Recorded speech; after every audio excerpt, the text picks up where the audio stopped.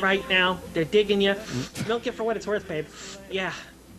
Can you crank out something, anything, even if it's the same thing, which it sounds like the same thing as her other book. Well, the book is inspired not only by her strong belief and importance in family, faith, and patriotism, but by some of the people she met last year while promoting going rogue. Yeah. She skipped major cities such as Seattle and Los Angeles, which are traditional stops for most authors, and instead focused on smaller communities more receptive to her conservative message, which means she wouldn't go into a city full of liberals to save her life. No, or a big media Yeah. that'll be there to ask a lot of questions. You want to Yep. avoid that in the worst Yep. way. Very good handling by her publicist. A lot better than the McCain's people handled her during the campaign, by the way. They're not letting her talk to anybody much. Dippy once again. Well, we got more news about Dippy. All right, bring it on. Well, a 2012 run by Dippy actually opposed by Alaskans.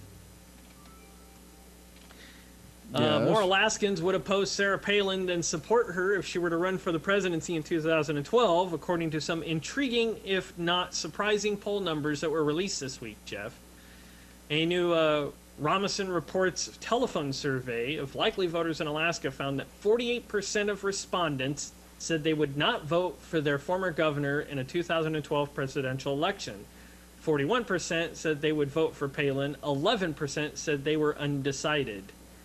Rasmussen posits that Alaskans generally are worried that a Palin presidential candidacy would be bad for the state's image, pointing to a 45% of respondents who said her candidacy would reflect negatively on the state. By and large, however, the numbers seem to be a reflection of the deep unease the state has with its once beloved governor, who has become a far more divisive and partisan figure since being tapped as John McCain's running mate. Absolutely. 50% of Alaskans had an unfavorable view of Palin, including 37% who had a, quote, Jeff, very unfavorable view. There you go. She wouldn't even win her own state. That speaks volumes, doesn't it? Whether she could. Now, she might be able to say, well, who needs that state? There's few electoral votes. There's such a small population. Exactly. Heck, I could throw off my state. As long as I win some other big electoral states, I could still win. Mm-hmm. So she may not even care if her people up there in Alaska like her or not. I think they see her for who she really is. Now, first She's of all, dippy. she abandons them before her term is over. Yep.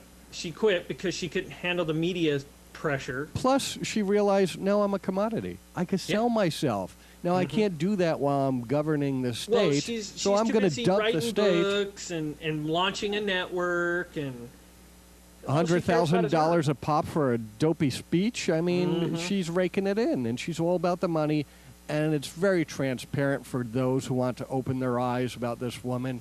She's all about the money. She's a whore. She has no deep She's beliefs a media about anything. Whore. No ands, no ifs, no buts. Media whore.